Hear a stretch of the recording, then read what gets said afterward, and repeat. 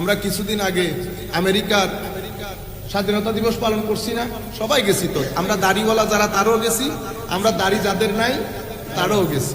বুঝতে পেরেছেন? আমরা শানে আমরিকি শানে আমরিকিয়তের উপর আমাদের তকরিরাত তো আছে। সুবহানাল্লাহ।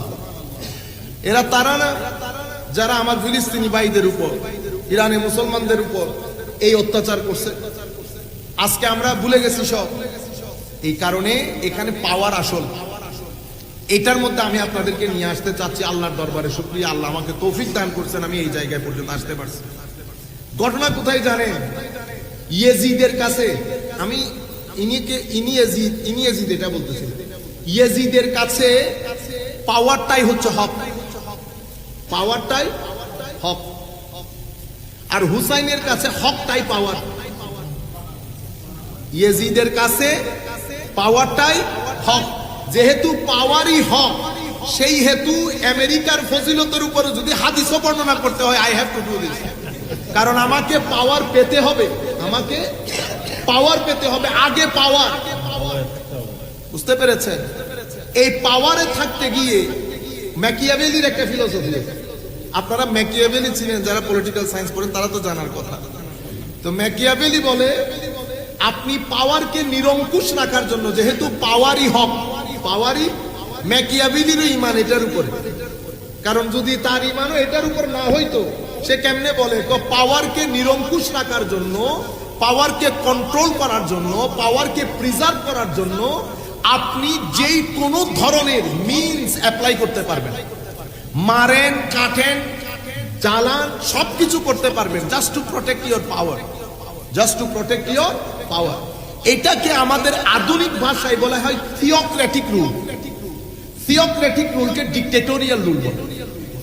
মানে আপনি যাহা বলিবেন আমি তাহা মেনে নিতে বাধ্য। There is no constitution.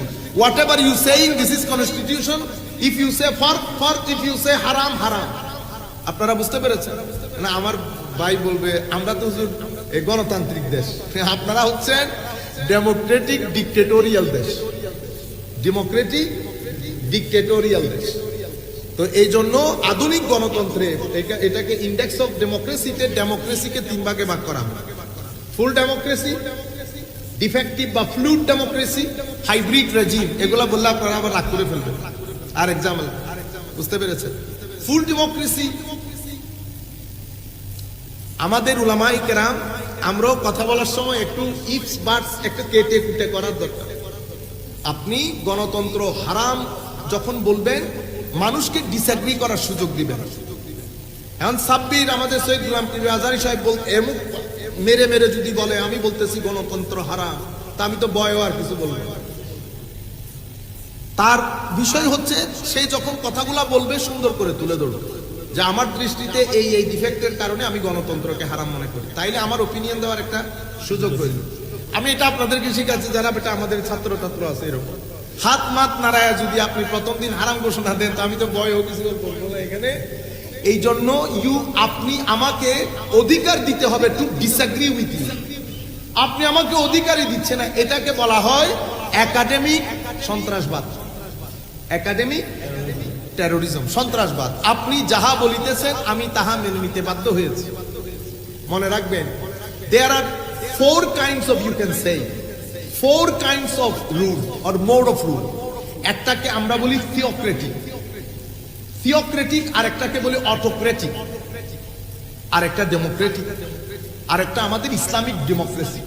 আমি ডেমোক্রেসি শব্দটা ব্যবহার করতেছি কারণ এটাই প্রচলিত সকল। কারণ আপনি ক্ষমতায় যাবেন 2 ভাবে কোরআনের দৃষ্টিতে, হয় ঢুকে আমারে তুলে আপনি বসে যাবেন, ডিক্টেটোরিয়াল, হয় ও আমরুহুম শুরা, বলেন ও আমরুহুম শুরা বাইনাহুম। শুরা মানে তো বুঝছেন পরামর্শ, বুঝছেন? তাহলে হয় পরামর্শের ভিত্তিতে আসবেন, তো যেটা